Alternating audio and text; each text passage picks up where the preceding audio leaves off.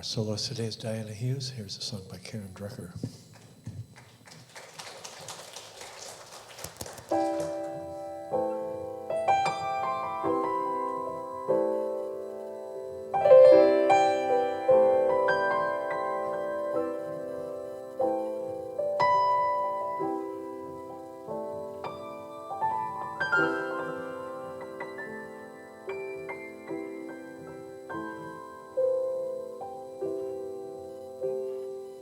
There's been a storm brewing inside of me,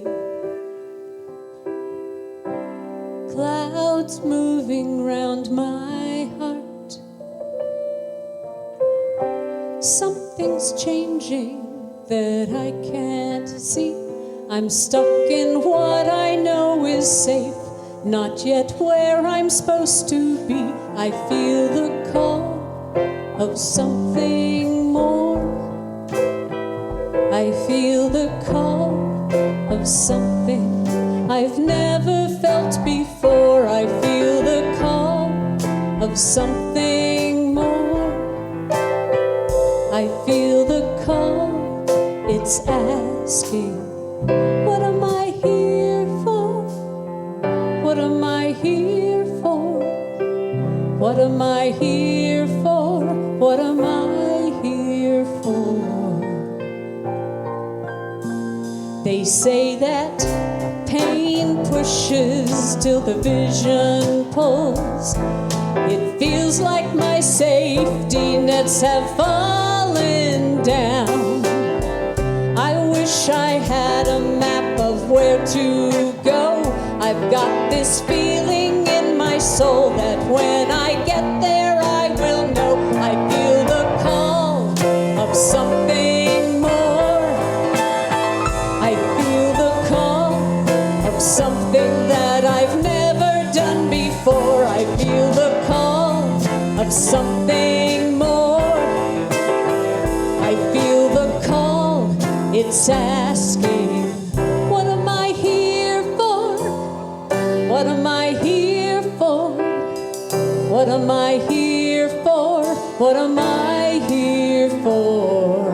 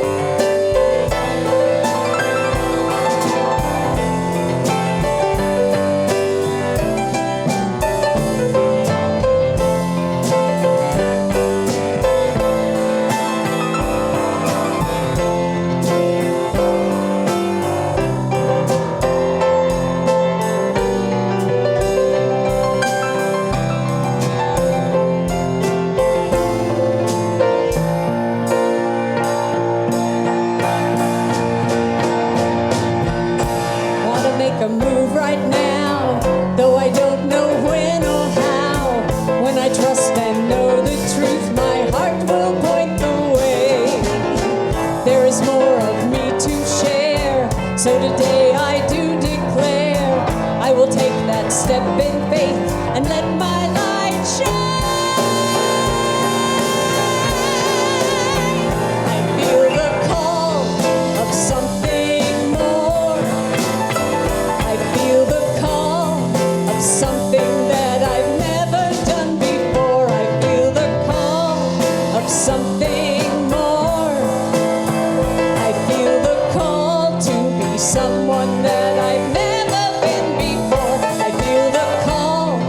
something more.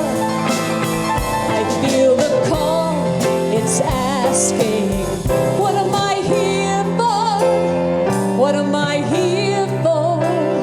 What am I here for? What am I here for? What am I here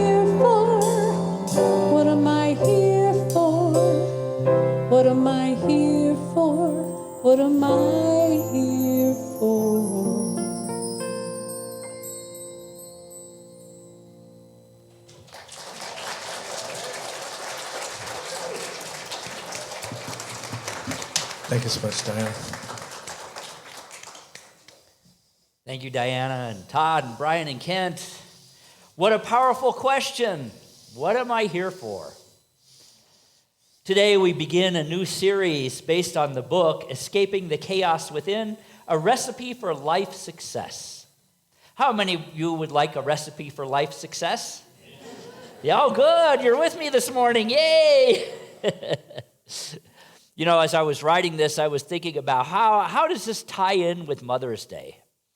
And I remembered all the mothers that I taught school with, and my own daughter who's a mother, and her mother, and all the mothers I have known.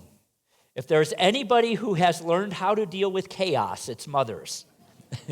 Any of you who are mothers in this room or have been mothers, even us guys sometimes have to come from that place and that energy, and we should more probably.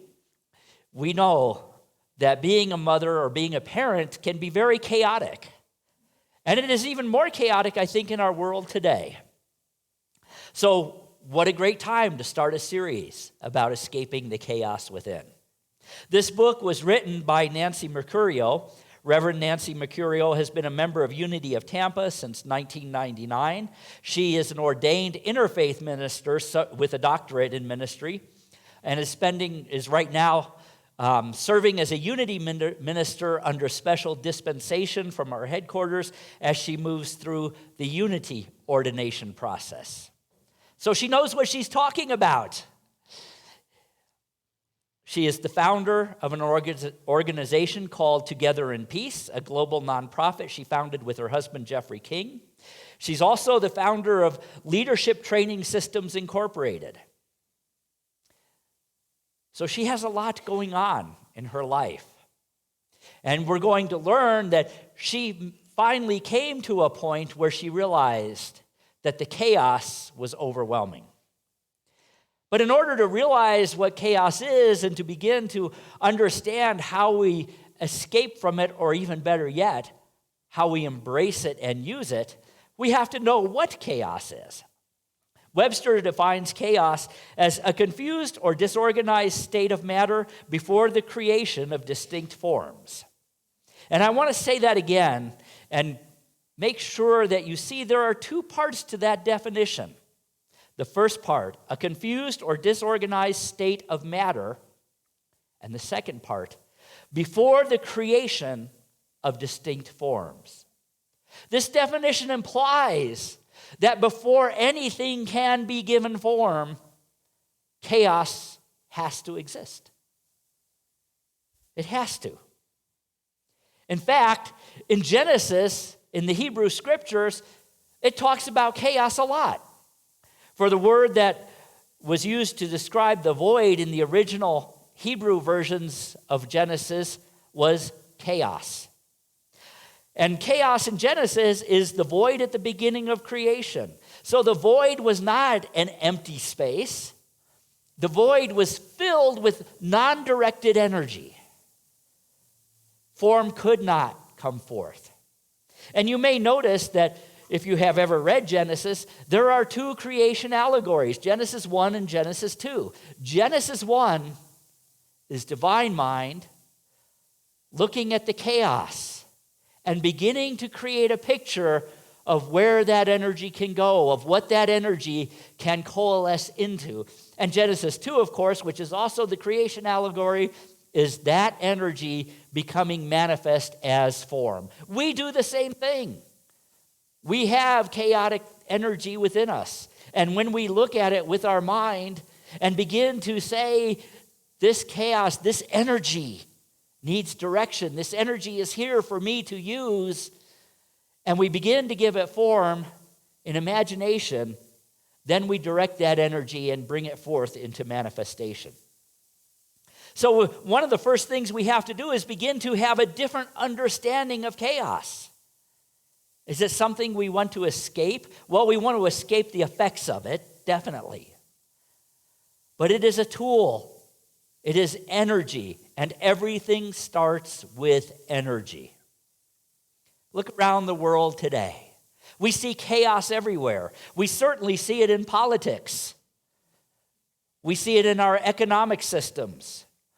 in our relations between individuals, between political parties, between religions, and between nations, between all people. And we wonder, what is going on here? What is with all this chaos? Where is it coming from? Well, knowing what we now know about energy and how it works, we can see that this is nothing more than the result of undirected energy. Why does it seem so undirected, though? This is a hard one sometimes. Because if we are going to begin to direct this energy to create something desirable, something wonderful, we have to first understand and accept that everything outside of us is but a reflection of what is happening inside of us. And by us, I mean the collective we. It's not only your fault. Notice I didn't point at any of you. It's not only one person's fault. It's the collective consciousness, which we are a part of. And no matter how spiritually advanced we are, at least I know, I still have chaos going on in some areas of my life. I still have room to direct that energy, and thank God I have that misdirected or undirected energy within me, because the great news about that is I have energy to use. It's there, just waiting for me to imagine what I can do with it. So everything outside is a reflection of the inside. And too many people in our postmodern world are experiencing a lot of chaos within themselves because they are unaware that they have this energy and that they have dominion over it. They can direct it. We can direct it. We can shift it. We can use it in any way we desire to create suffering or to create life abundant. The author of the book, Nancy Mercurio, got to this point when she remembered that a saying that she grew up with, God never gives you anything you cannot handle. Anybody ever hear that? And the more you can handle, or the more you handle it, the more God gives you to handle. She spent the first 38 years of her life based on that teaching that she grew up with. And she shares that at 38 years old, she owned and operated 2 businesses, taught several classes at the college, attended college herself, working towards another master's degree, struggled to maintain a marriage, and be a perfect mom. Piece of cake, right? The world viewed her as a superwoman, someone who could handle anything. And unfortunately, she wrote, I had the same view of myself. All of this was overshadowing a personal pain and unhappiness. In her first 38 years, she had endured 13 surgeries, 3 body casts, several mental breakdowns, physical abuse, a horrific auto accident, a divorce, being a single parent, the death of her brother and roommate. And she had come to a point where she realized she had been believing in her heart that God picked her to endure pain and suffering because she was special. She believed that she was a victim for God. There are some denominations and religions that actually teach suffering for God is good. But she realized she could no longer live that way. She could no longer deal with it. And then she heard someone say, as she began to say, there's got to be a better way. She heard somebody say, being a victim is a choice, not a sentence handed down from God. And that started her on her path to escaping the chaos within. Now, many of us have had similar experiences in life, hopefully nowhere near as severe as hers, but maybe you have. We all want to live in an orderly and peaceful world, which means that we must be orderly and peaceful within. Piece of cake, right? Oh, I just have to be orderly and peaceful within. I can do that. Oh yeah? How well is that working? Just look at the world around us. So how do we do this? How do we do this work? Well, like in anything, it all starts with the first step. The journey of 1,000 miles begins with the first step. The journey of escaping the chaos, or I like to say, directing the chaos and using that energy that's there, begins with the first step. And the first step is align with your message to the universe. Every human being that has ever lived, is living, or ever will live, including you, incarnated into this life with a message, with a gift, with a purpose, with a goal. You may not know what it is consciously, but your soul does. You came here to be and become. You incarnated with specific goals. Each one is a continuing step in your eternal spiritual unfoldment.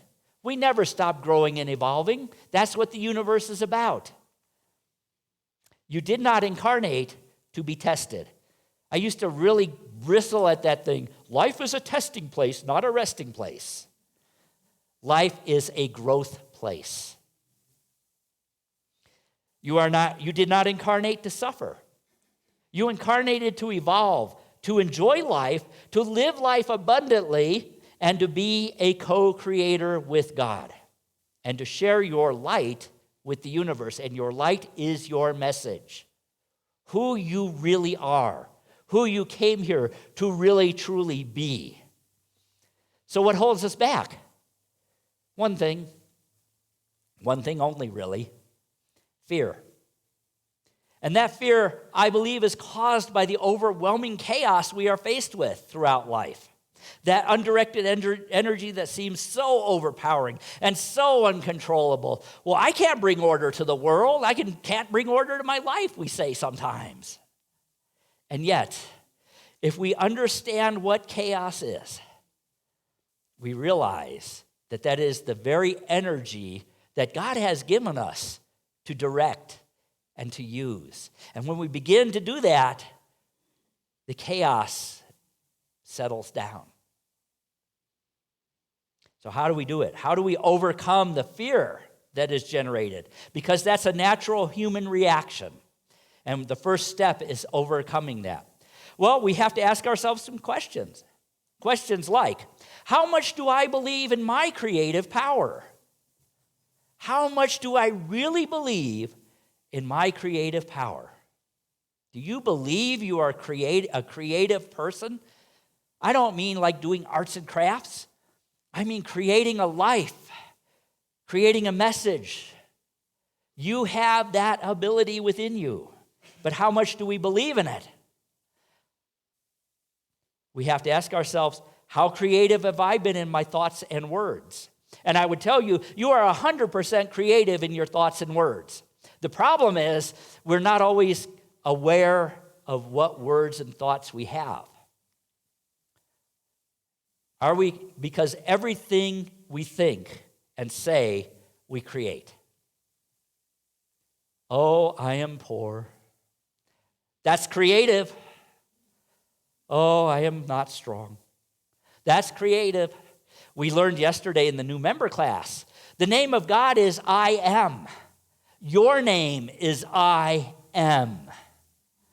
And when we attach that I am to anything that is not the truth, we are doing what was called in the Bible the greatest sin and breaking one of the commandments. Thou shalt not take the Lord thy God's name in vain. We think it means don't swear. No, you can swear. Go ahead. I don't care. It's attaching the name I am to anything that is not true about yourself. So how creative are we in our thoughts and our words? What energy are we giving our thoughts and our words? And the next question is, am I willing to look at how my thoughts have been produced after their kind? You know, it's easy to take credit when we do good things, but far more difficult to accept that we have had creative thoughts that work against us. Am I the only one that's done that? Oh, I am? Oh, I'll sit down now, Cal.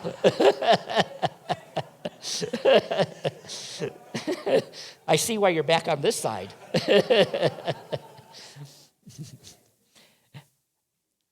Have you ever asked yourself these questions? Why is this happening to me? What message is God trying to send me? Oh, if only I had not fill in the blank. Well, I never thought it would turn out like this. How could this have happened?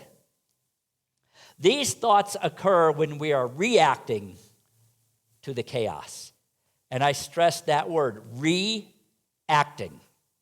Every time we do something like that or get into that consciousness, we are reacting whatever it is that we're observing rather than responding to it.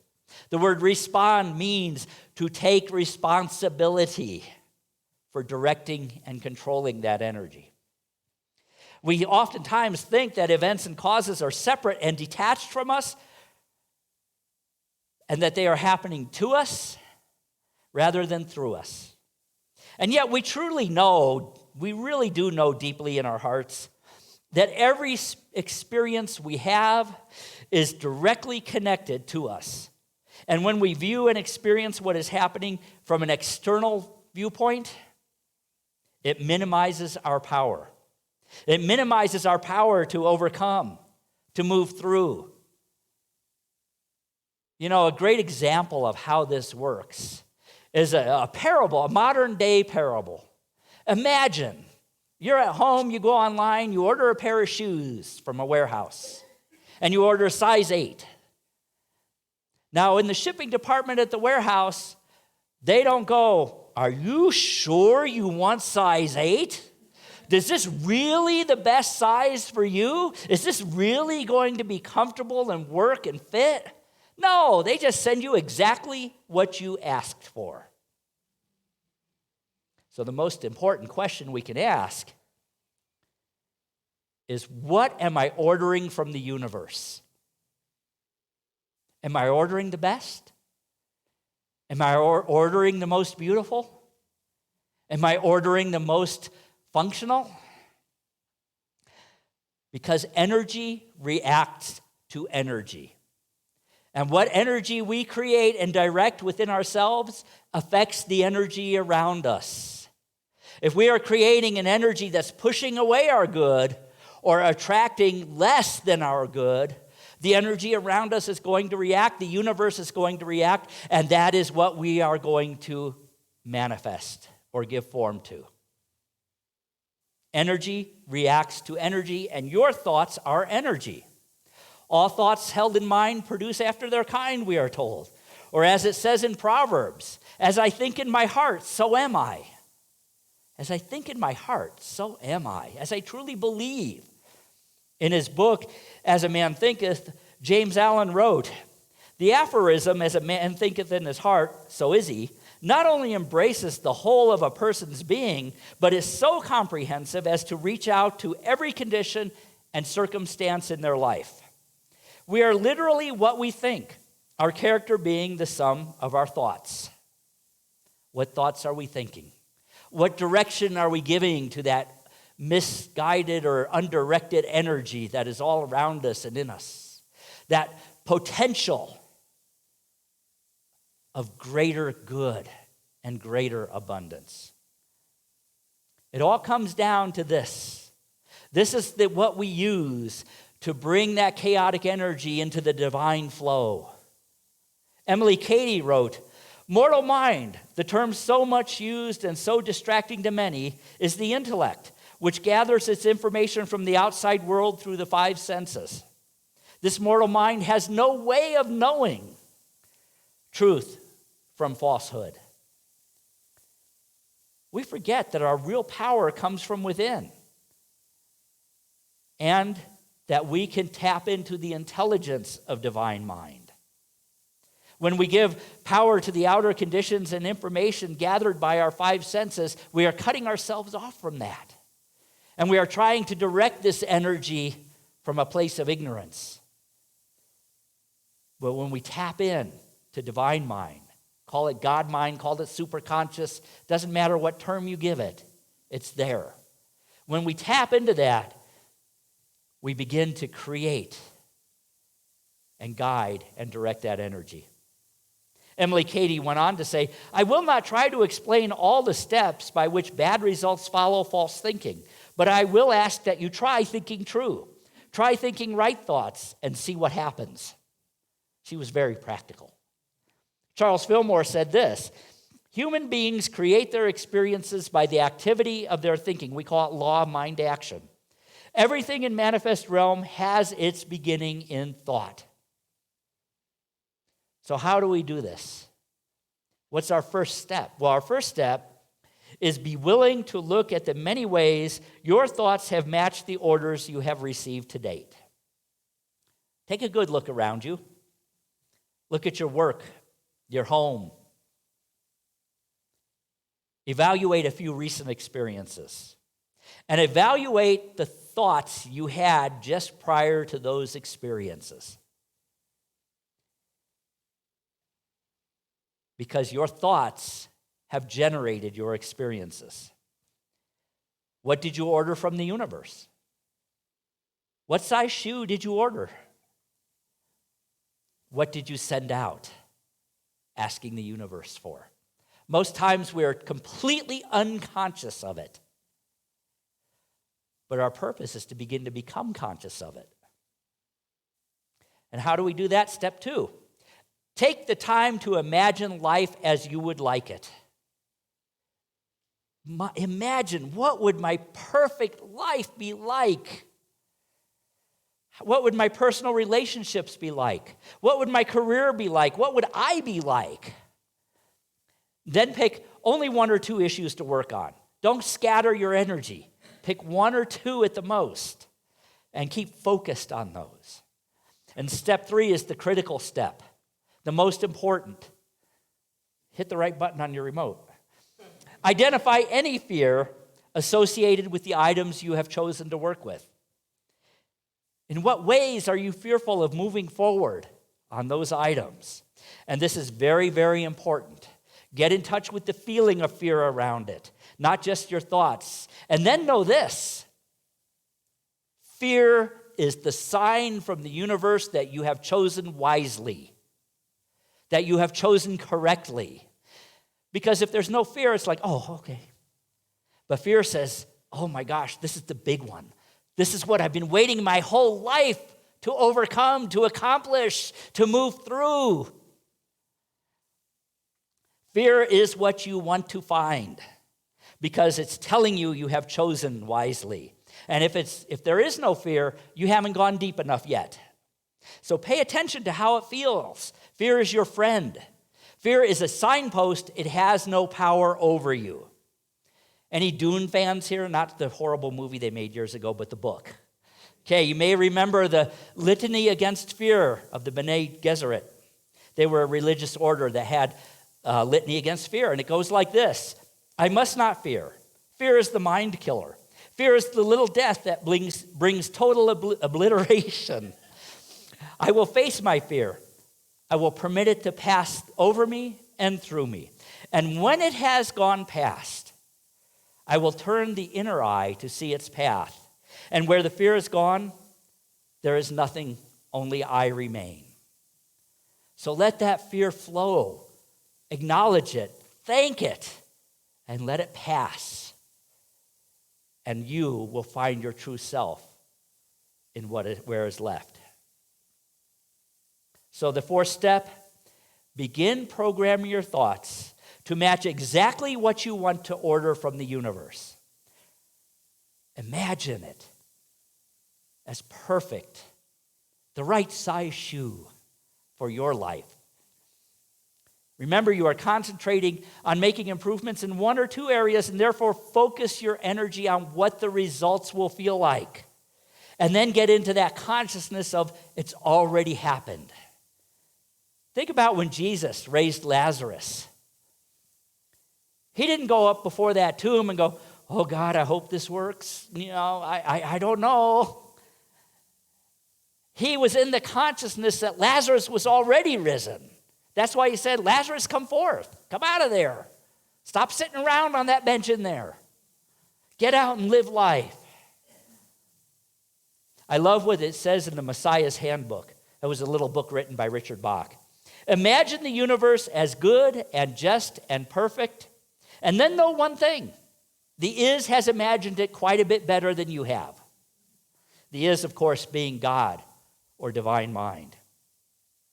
What we are seeking to do is bring our thoughts, our thought power, into alignment with the is or divine mind, which contains the blueprint for the flow of the universe and the flow of how your life should look. That blueprint is already up there. We've just cut ourselves off from the awareness of it.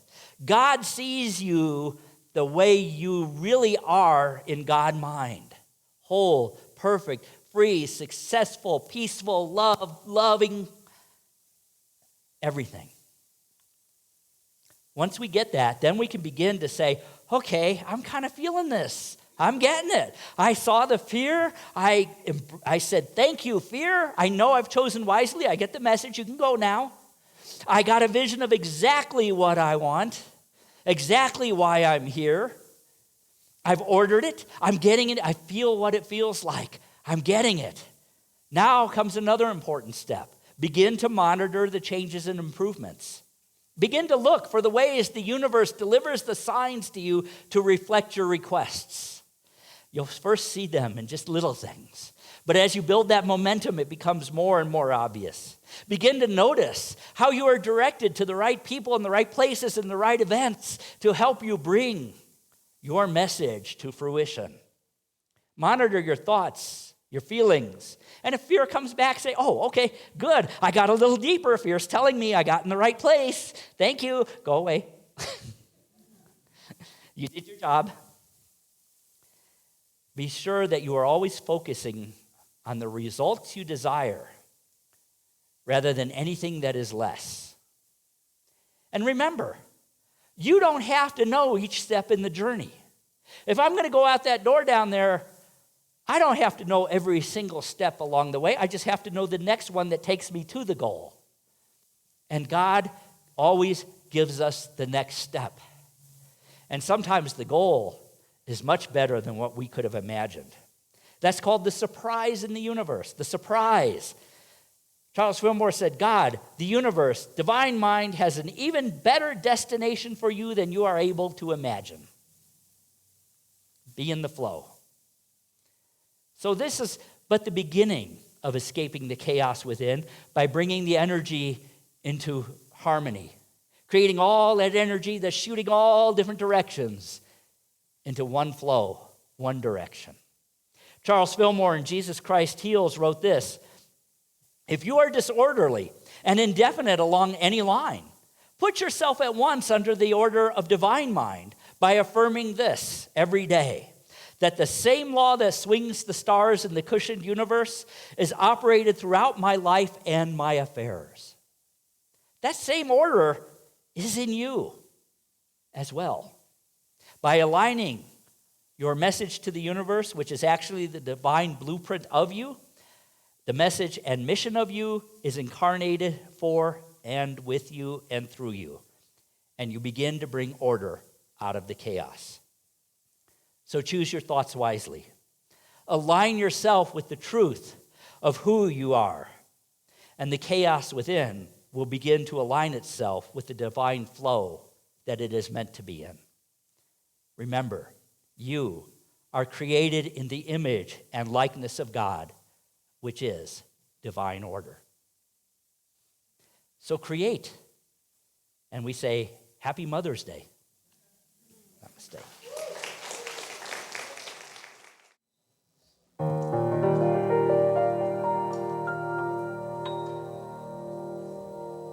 On a clear day, rise and look around you, and you'll see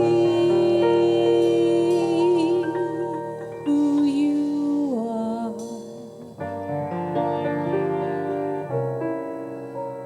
On a clear day, how it will astound you that the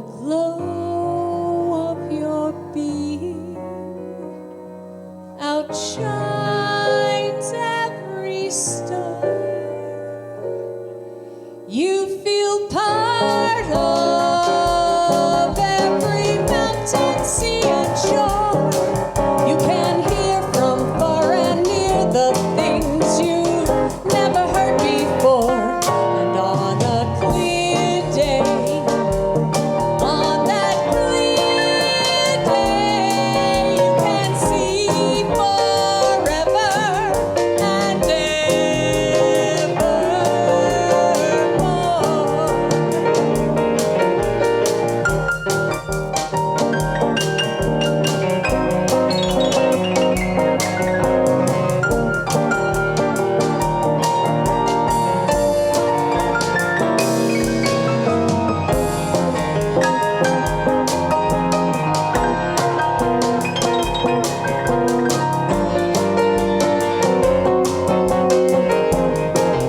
Todd Lowry.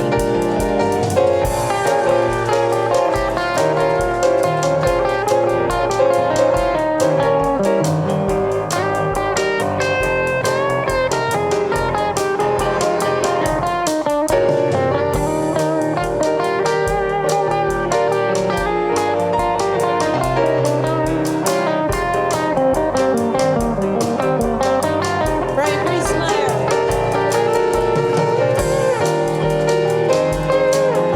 The clear day.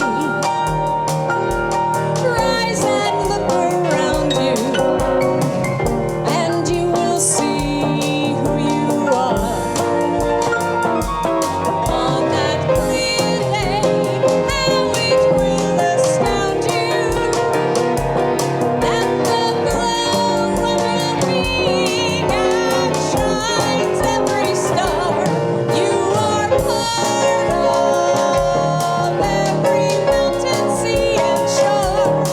You can hear from far and near the things you never heard before.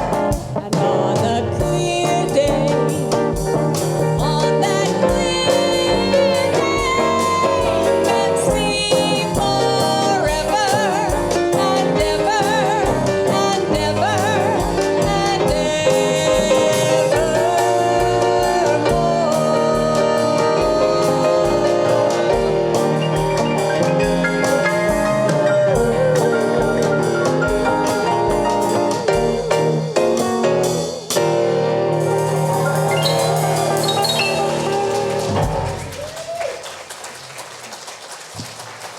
All right, Dianna Hughes.